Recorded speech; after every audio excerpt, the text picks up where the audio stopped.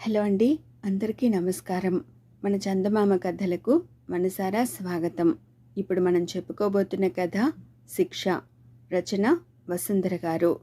ఈ కథ జూలై 1986 బాలమిత్రలో ప్రచురించబడిందండి. ఇక కథలోకి వెళ్దామా మరి. జమీందారు నాగభూషణం వద్దకు తరచుగా వెళ్ళేవాడు చలమయ్య అనే భూస్వామి. ఆ భూస్వామికి జమీందార్ని పొగడ్డం మినహాగా వేరే పని ఉండేది కాదు. అందుకని నాగభూషణం ఎంతో సంతోషించి వచ్చినప్పుడల్లా నన్నిలా పొగుడుతూ ఉంటావు, ఏమిటి విశేషం అని అడిగాడు ఒక రోజున. చలమయ్య నవ్వి, అయ్యా, భక్తులు ఆలయానికి వెళ్ళి భగవద్ దర్శనం చేసుకుని స్తోత్రపాఠాలను ఎందుకు చదువుతారు? ఇది అంతే, తమరు సాక్షాత్తు దైవ స్వరూపులు అన్నాడు. జమీందారు మరింత సంతోషించి, నా దాయాది రామరాజు చెడ్డ పనులు చేస్తూ దుష్టుడనిపించుకుంటున్నాడు, వాడికి తగిన శిక్ష వేయాలని ఎంతో కాలంగా అనుకుంటున్నాను, కానీ నాకెవ్వరూ సాయపడ్డం లేదు. నువ్వు నన్ను దేవుడిలా భావిస్తున్నావు కాబట్టి నా మాట విని నేను చెప్పినట్లు చేస్తావా అన్నాడు. చలమయ్య సరేనన్నాడు. అప్పుడు జమీందారు వెంటనే రామరాజును కబురు పెట్టి రప్పించాడు. వాడికి చలమయ్యను చూపించి, ఈ రోజు నుంచి ఈ చలమయ్య గారు నీ యజమాని, వీరింట్లో సేవకుడిగా పడి ఉండి చెప్పిన పనులన్నీ చేస్తుండు. చలమయ్య గారు తిట్టినా కొట్టినా ఎవరికి ఫిర్యాదు చేయడానికి లేదు. 1 ఏడాది పాటు నీకిదే శిక్ష అని చెప్పాడు. అప్పుడు చలమయ్యకు ఏమనాలో పాలుపోలేదు. సాక్షాత్తు జమీందారు దాయాదిని తన ఇంట్లో సేవకుడిగా ఉంచుకునేదెలా? అవునన్నా కాదన్నా తప్పే, కానీ ముందుగా మాట ఇచ్చేశాడు కాబట్టి కాదనడానికి లేదు. రామరాజు చలమయ్య కలిసి చలమయ్య ఇంటికి వెళ్ళారు.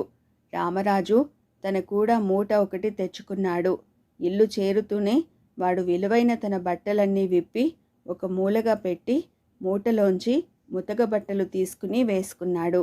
వాడు చలమయ్యతో, అయ్యా, నేను జమీందారు దాయాదినన్న విషయం మనసులోంచి చెరిపేయండి. నన్ను మీ పనివాడుగానే చూడండి. ముఖ్యంగా వంట చేయడం నాకెంతో ఇష్టం. ఆ పని చెబితే నేనెంతో సంతోషిస్తాను అన్నాడు. సరేనన్నాడు చలమయ్య. ఆ రోజు నుంచి రామరాజు వంట చేస్తున్నాడు. అయితే వాడే పదార్థం వండినా పరమ అసహ్యంగా ఉంటుంది.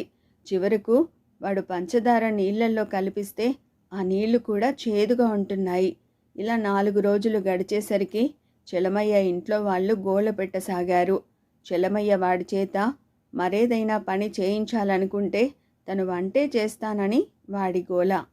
వంట బాగోనందుకు వాడిని తిట్టాలన్నా కొట్టాలన్నా జమీందారు దాయాది అన్న శంక మనసులో ఉండిపోయింది. అందుకని ఏం చేయాలో పాలుపోక అయోమయ అవస్థలో ఉన్నాడు చలమయ్య. ఇలా ఉండగా ఒక రోజున చలమయ్య కూతుర్ని చూసుకుందుకు పెళ్లివారొచ్చారు. వాళ్ళు రామరాజు వంటలు రుచి చూసి చిచి అని వెళ్ళిపోయారు. చలమయ్య కోపం పట్టలేక రామరాజుని నానా మాటలు అన్నాడు. తర్వాత కాసేపటికి రామరాజు ఓ పుస్తకం తీసుకుని వచ్చి చలమయ్యకు చూపించాడు. అందులో రామరాజుని చలమయ్య అన్న మాటలన్నీ రాసి ఉన్నాయి. ఇవేమిటన్నాడు చలమయ్య. నేను ఏ విధంగా శిక్షను అనుభవించింది నా అన్నకు తెలియాలి. తమరు నన్ను అన్న మాటలన్నీ ఇందులో రాసి ఉన్నాను. అది నిజమేనని తమరిక్కడ సంతకం చేయాలి అన్నాడు రామరాజు. హడలిపోయిన చలమయ్య వాడికి వేరే పని చెప్పాలనుకున్నాడు. రామరాజు నాగభూషణం దాయాదులు, వాళ్ళిద్దరూ ఈరోజు గొడవ పడినా మరో రోజు కలిసిపోవచ్చు. అప్పుడు ఇలాంటి విషయాలన్నీ బయటపడితే తన పని ఏమవుతుంది?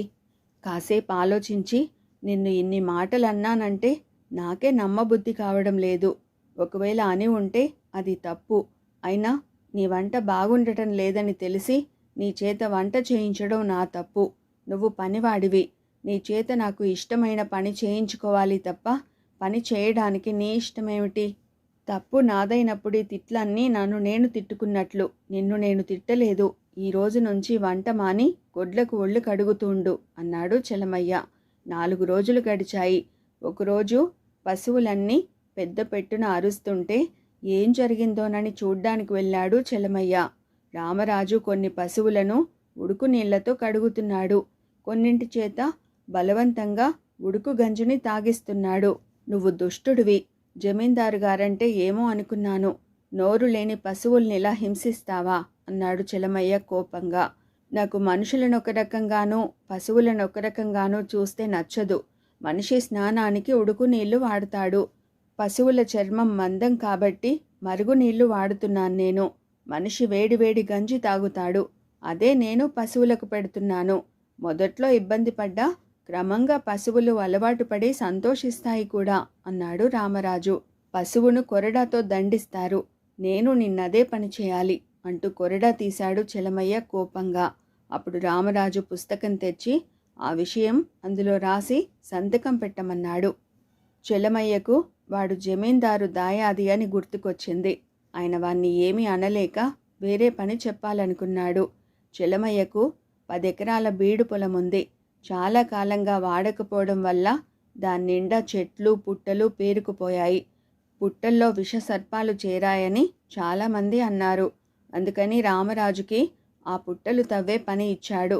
అలా వారం రోజులు గడిచేసరికి రామరాజు విషసర్పాలను పట్టి తమ మీదికి ఉసిగొలుపుతున్నాడని ఊళ్ళో చాలామంది చలమయ్యకు ఫిర్యాదు చేశారు.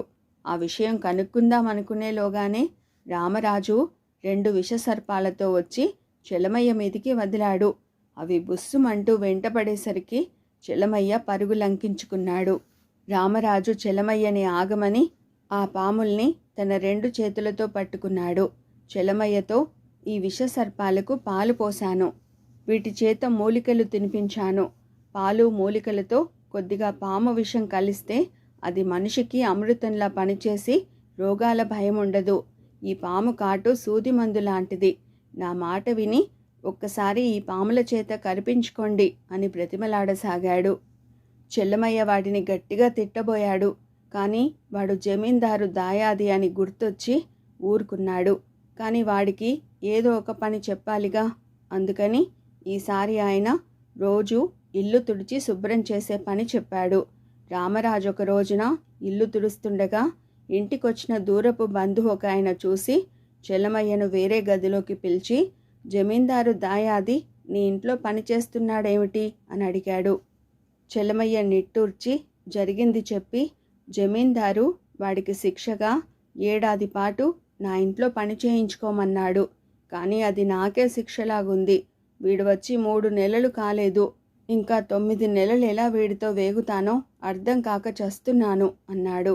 దూరపు బంధువు వెంటనే, నువ్వు గాని జమీందారు గారిని అదే పనిగా పొగిడేవాడివా ఏమిటి అని అడిగాడు. అవును, ఏం అన్నాడు చలమయ్య. అయితే నువ్వు అనుకున్నదే నిజం. ఇది రామరాజుకు కాదు, నీకే శిక్ష అన్నాడు బంధువు. నేను నమ్మను అన్నాడు చలమయ్య. జమీందారు గారికి అర్థం లేని పొగడ్తలు గిట్టవు. అలాంటి వారిని శిక్షించడానికి ఈ రామరాజునే ఉపయోగిస్తారు. వీడు నిజంగా ఆయనకు దాయాది అవునో కాదో తెలియదు. కానీ నీకింకా 9 నెలల శిక్ష ఉంది. ఇలాంటి శిక్ష వీడి చేతే నాకు 3 నెలలు గతంలో వేసి ఉన్నారాయన అన్నాడు దూరపు బంధువు. చలమయ్యకు ఆశ్చర్యంతో నోట మాట రాలేదు. ఇదండి బాలమిత్రలోని వసుంధర గారి రచన శిక్ష. మరో మంచి కథతో మళ్ళీ కలుసుకుందామండి. Thank you.